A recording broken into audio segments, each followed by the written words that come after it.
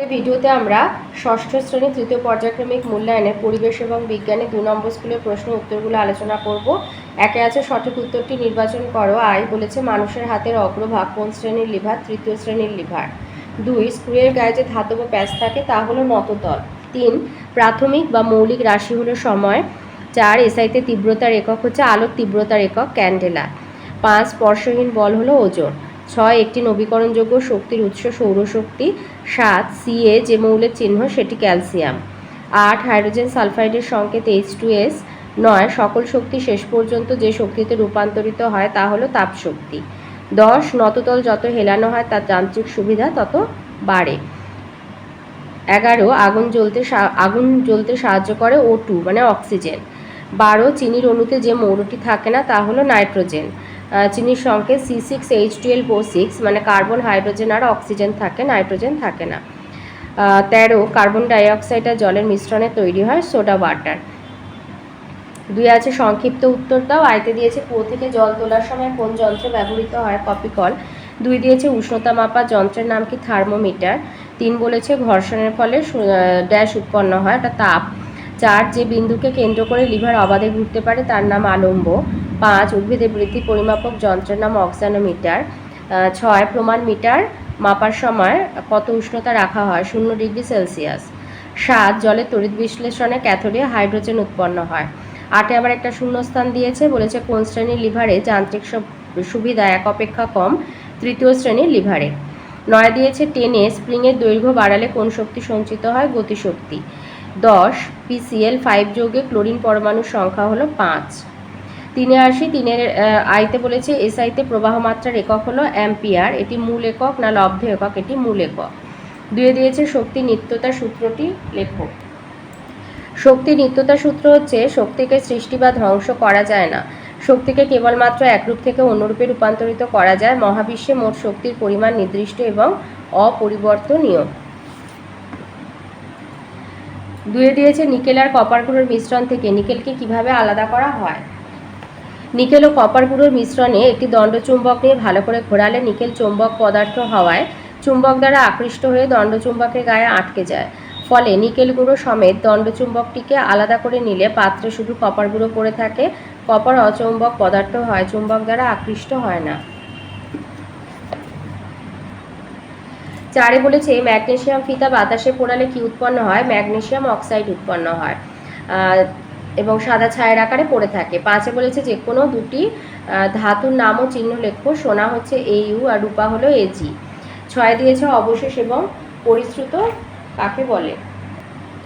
অবশেষ হচ্ছে পরিস্রাবণ পদ্ধতিতে ফিল্টার কাগজ দ্বারা দ্রবণকে ছাঁকার সময় ফিল্টার কাগজে যে কঠিন পদার্থ পড়ে থাকে তাকে বলে অবশেষ। আর পরিশ্রুত হচ্ছে পরিস্রাবণ পদ্ধতিতে ফিল্টার কাগজ দ্বারা দ্রবণকে ছাঁকার সময় ফিল্টার কাগজের মধ্যে দিয়ে যে তরল নিচে জমা হয় তাকে বলে পরিশ্রুত। 4 আইতে আছে অণু এবং পরমাণুর মধ্যে 3টি পার্থক্য লেখো। 1, 2 আর 3 এই পরপর 3টে দিয়ে দেবে। অণু প্রথমে কাকে বলে? মৌলিক বা যৌগিক পদার্থের ক্ষুদ্রতম স্বাধীন কণা যাতে পদার্থের সব ধর্ম বজায় থাকে তাকে অণু বলে। পরমাণু হচ্ছে মৌলিক পদার্থের ক্ষুদ্রতম কণা যাতে মৌলের সকল ধর্ম বজায় থাকে। অস্তিত্ব মুক্ত অবস্থায় অণুর অস্তিত্ব আছে, পরমাণু মুক্ত অবস্থায় থাকতে পারে আবার নাও থাকতে পারে। রাসায়নিক বিক্রিয়ায় অংশগ্রহণ, অণু রাসায়নিক বিক্রিয়ায় অংশগ্রহণ করে না সরাসরি, আর পরমাণু রাসায়নিক বিক্রিয়ায় সরাসরি অংশগ্রহণ করে। 2 দিয়েছে খাদ্য পিরামিড কি? খাদ্য পিরামিডের প্রতিটা ধাপকে কি বলে? লিন্ডেম্যানের 10% সূত্রটি লেখো। যে কোনো খাদ্য শৃঙ্খলের অন্তর্গত উদ্ভিদ এবং প্রাণীদের নিচ থেকে ওপরের ক্রমিক পর্যায়ে অনুভূমিক ধাপে সাজালে যে ছক বা পিরামিড তৈরি হয় তাকে খাদ্য পিরামিড বলা হয়। এই পিরামিডের ভূমির দিকে জীবের সংখ্যা বেশি হয় আর শীর্ষের দিকে কম হয়। খাদ্য পিরামিডের এক একটি ধাপকে বলা হয় পুষ্টি স্তর বা ট্রপিক লেভেল। লিন্ডেম্যানের সূত্র হচ্ছে প্রতিটি পুষ্টি স্তরে গৃহীত শক্তির 10% ওই পুষ্টি স্তরের জীবদের দেহ গঠনের কাজে লাগে, যা পরবর্তী পুষ্টি স্তরের জীবেরা গ্রহণ করতে পারে। বাকি 90% শক্তি স্থানান্তরকরণ হয় না। 3 দিয়েছে একটি দ্বিতীয় শ্রেণীর লিভারের বল বাধা আলম্ব চিহ্নিত করে পরিষ্কার চিত্র অঙ্কন করো। এই হচ্ছে দ্বিতীয় শ্রেণীর লিভার। এভাবে একে বিভিন্ন অংশগুলো দেখিয়ে দেবে। 4 দিয়েছে ঘটনাগুলিতে কোন শক্তি কোন শক্তিতে রূপান্তরিত হয় লেখো। প্রথমে এতে আছে মোমবাতি জ্বালানো হলো রাসায়নিক শক্তি তাপ ও আলোক শক্তিতে রূপান্তরিত হলো। 2 আছে মাইক্রোফোনের ব্যবহার। মাইক্রোফোন ব্যবহার করা হলো তড়িৎ শক্তি শব্দ শক্তিতে রূপান্তরিত হলো। তারপরে আছে একটা বস্তুকে ওপর থেকে ফেলে দেয়া হলো।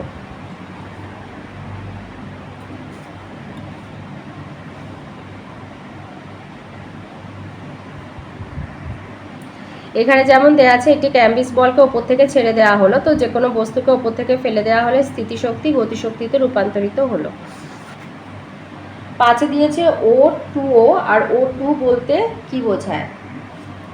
ও বলতে লিখবে অক্সিজেনের একটি পরমাণুকে বোঝায়, 2O বলতে দুটি পৃথক অক্সিজেন পরমাণুকে বোঝায়, আর O2 বলতে অক্সিজেনের একটি অণু বোঝায় যা দুটি অক্সিজেন পরমাণু নিয়ে গঠিত। 6 দিয়েছে বস্তুর ওজন কাকে বলে আর কোন যন্ত্রের সাহায্যে ওজন মাপা হয়।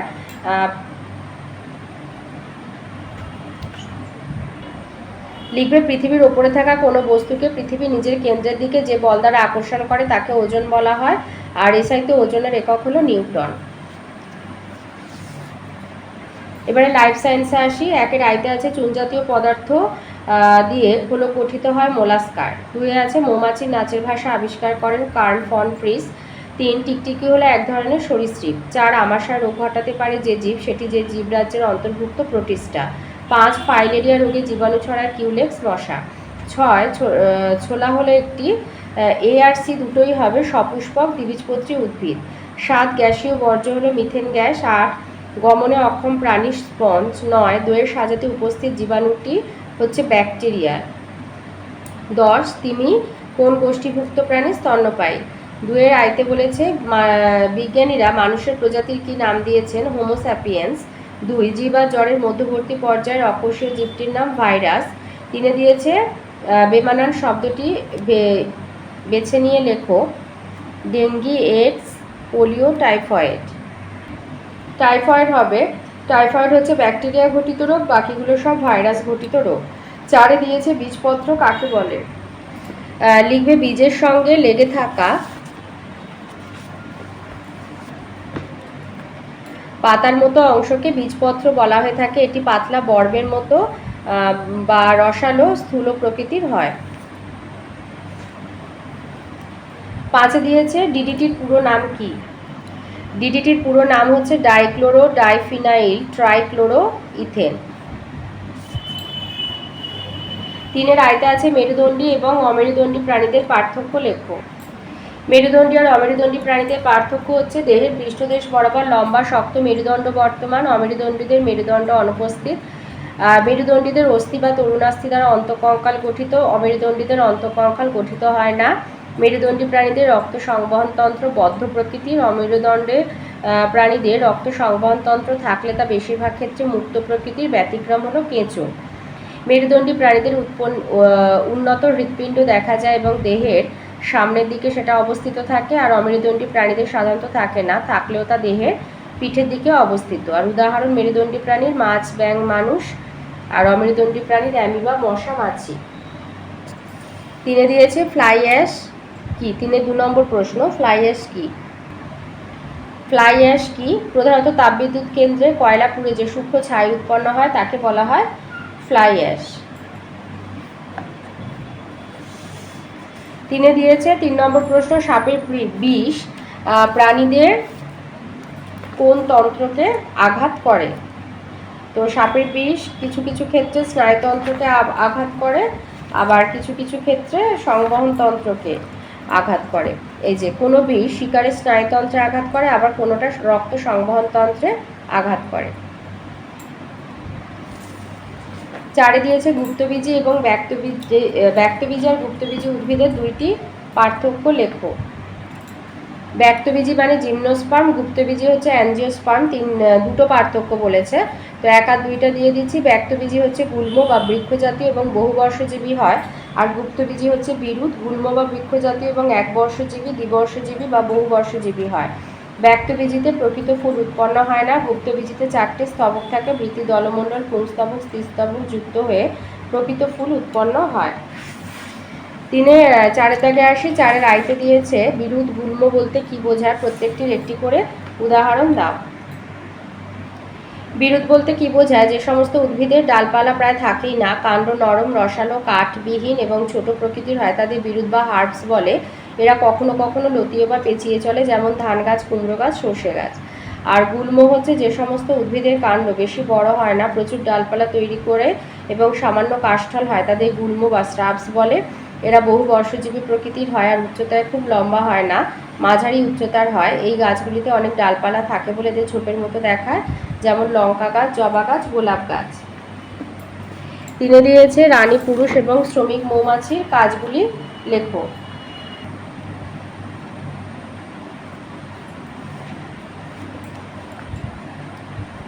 রানী মৌমাছির কাজ হচ্ছে, রানী হলো ডিম পাড়ে, রানী মৌমাছির কাজ হলো ডিম পাড়া।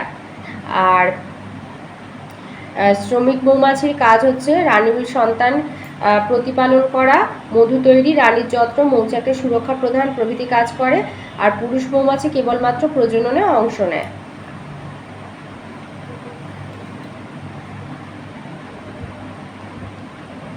তো শ্রমিক মৌমাছি, তাহলে রানী মৌমাছি শুধু ডিম পাড়ে আর পুরুষ মৌমাছি কেবলমাত্র প্রজননে অংশ নেয়। এছাড়া শ্রমিক মৌমাছি অনেক কাজ করে, যেমন 1 হচ্ছে মৌচাক তৈরি করা, মৌচাক কখনো ক্ষতিগ্রস্ত হলে তা মেরামত করা। 2 ফুল থেকে নেকটার বা মিষ্টি রস সংগ্রহ করে তা থেকে মধু তৈরি করা। 3 রানী মৌমাছির যত্ন করা। 4 ডিম, লার্ভা, পিউপাদের রক্ষণাবেক্ষণ করা, খাওয়ানো, তাদের বড় করে তোলা। 5 শত্রুদের হাত থেকে বাসাকে রক্ষা করা। 6 এছাড়াও মৌমাছিরা যখন ফুলে ফুলে রস খাওয়ার জন্য বসে, তখন এক গাছের ফুলের পরাগ একই জাতের অন্য ফুলে বয়ে নিয়ে গিয়ে পরাগ মিলনে সাহায্য করে।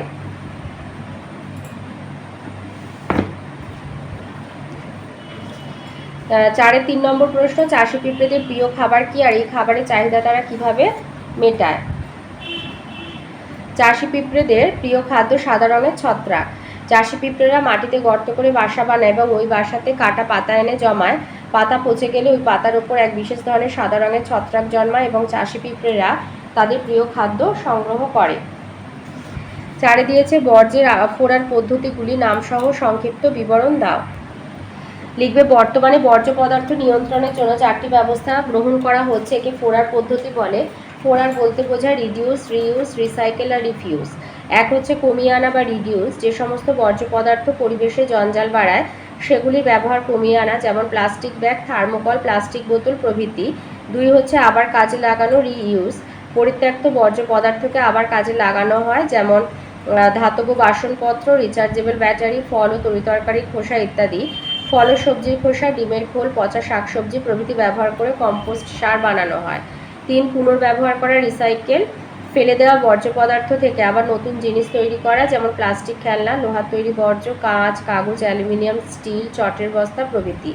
4 প্রত্যাখ্যান করা, পরিবেশকে সুস্থ আর রোগমুক্ত রাখতে কিছু কিছু জিনিস আমাদের কখনোই ব্যবহার করা উচিত নয়, যেমন প্লাস্টিক ব্যাগ, প্লাস্টিক প্যাকেট, প্লাস্টিকের তৈরি বোতল, থার্মোকল প্রভৃতি।